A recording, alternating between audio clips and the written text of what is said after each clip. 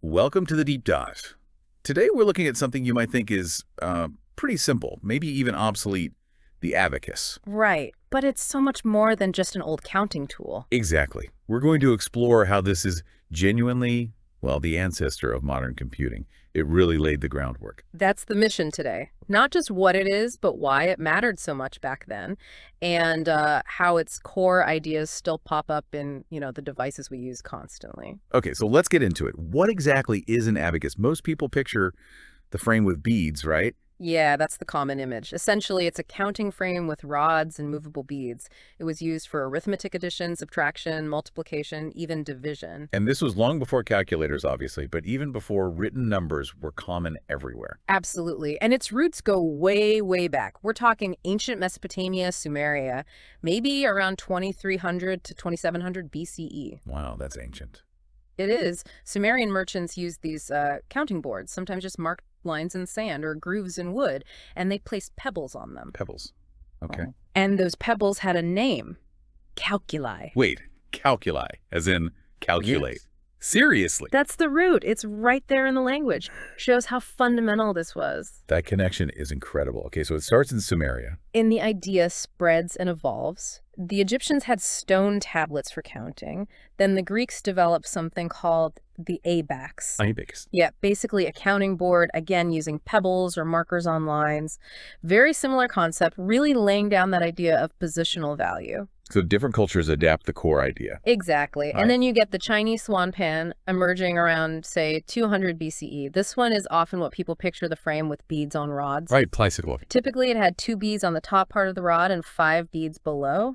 This setup was really versatile for decimal calculations, even more complex stuff like square roots. And they still teach it? Oh, yeah, in some parts of China, it's Good. fantastic for developing mental arithmetic skills. Then the Japanese adapted it too, right? The Soroba. Yes, around the 1600s CE, they simplified the Chinese design, usually to 1 bead above the bar and 4 below. Easier for base 10. Exactly. Optimized for the decimal system. The soroban became hugely popular in Japan, used in schools, and you still see it in mental math competitions.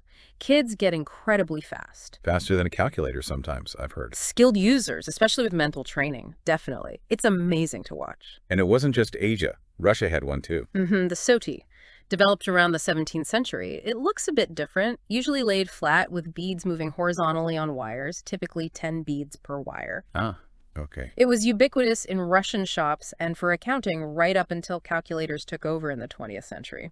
So across all these variations, what's the key principle? How does it actually work so effectively? It all comes down to place value. Each rod represents a different power of 10 units, tens, hundreds, and so on. Moving the beads represents adding or subtracting quantities in that place. And the real genius is handling the carryover, isn't it? Precisely. When you fill up one rod, say you reach 10, you reset that rod and move 1 bead on the next rod over. That's the same fundamental algorithm a computer uses for addition. So it's like a physical representation of a digital process. In a way, yes.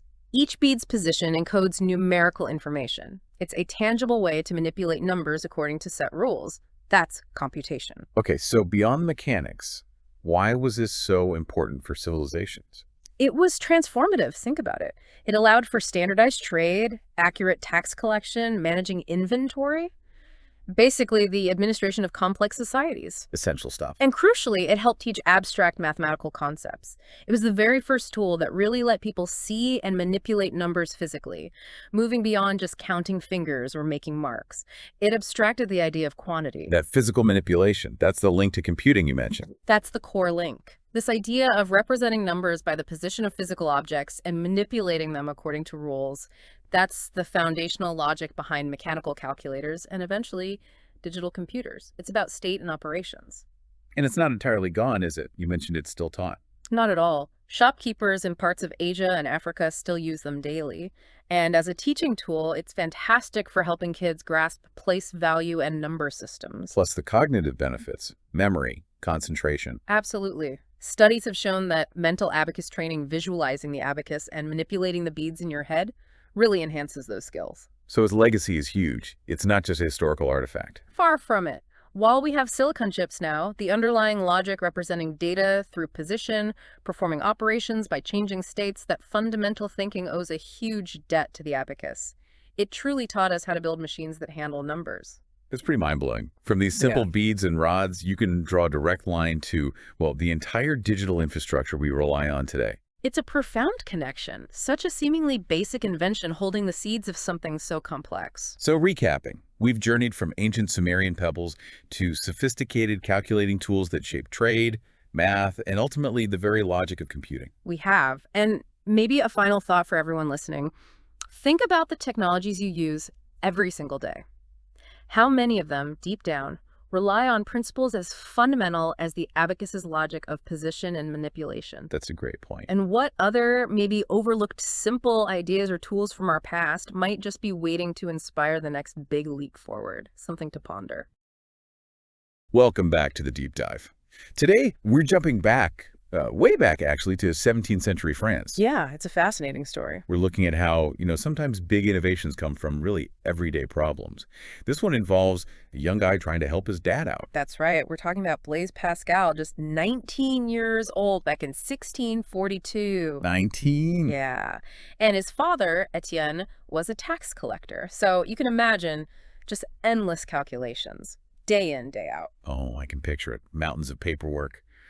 Trying to add up all those figures manually must have been exhausting. Exactly. Tedious, prone to errors, just a massive headache. And young Blaise saw this. And he thought, there has to be a better way. Precisely. And that's what led him to invent the Pascaline. The Pascaline, okay. It was basically the world's first proper mechanical calculator that actually worked reliably. A huge step, really the very beginning of automated computing. Wow, the first mechanical calculator. So what was it like physically? How did it actually do the math?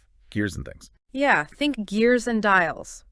Our sources describe these connected wheels, each marked 0 through 9. Okay. And the really clever part, the thing that made it truly functional, was the carryover mechanism. The carryover, you mean like when you add 9 and 1 and you have to carry the 1 to the next column? Exactly that. When a wheel clicked past 9, back to 0, it automatically nudged the next wheel forward by 1 position. Wait, it did that automatically? It did. Using a clever little ratchet system, it handled the carryover without any extra input. That was the breakthrough. That sounds revolutionary for the 1640s. So it could add and subtract too. Add and subtract, yes. You'd sort of dial in the numbers using a stylus, a bit like an old rotary phone, perhaps. And the machine did the work. It automated the arithmetic. So this must have taken off like wildfire. Yeah, right? Every merchant, every accountant would want one. Well, that's the surprising part. No, it didn't. Really? Not at all. The sources are clear it was a commercial flop. A flop. But why? It sounds brilliant. It was brilliant, but also incredibly expensive to make, very intricate, and frankly, it was still a bit cumbersome, maybe difficult for people to use correctly. Oh. In fact, only about 20, maybe fewer, were ever actually built in Pascal's lifetime. 20. That's it. Mm-hmm. So if so few are made and it was hard to use, how important could it really have been? Did the ideas just fade away? That's the crucial point. The machine itself wasn't widespread, but the concept, the mechanism, especially that automatic carryover, those ideas got out. Oh, I see. Pascal published his work, and it directly inspired later inventors. Gottfried Leibniz, for instance, saw the Pascaline. He then designed his own calculator that could also multiply and divide. So Leibniz built on Pascal's foundation. Exactly. And then you trace that lineage forward. Eventually, you get to Charles Babbage in the 19th century designing his, much more complex mechanical computers.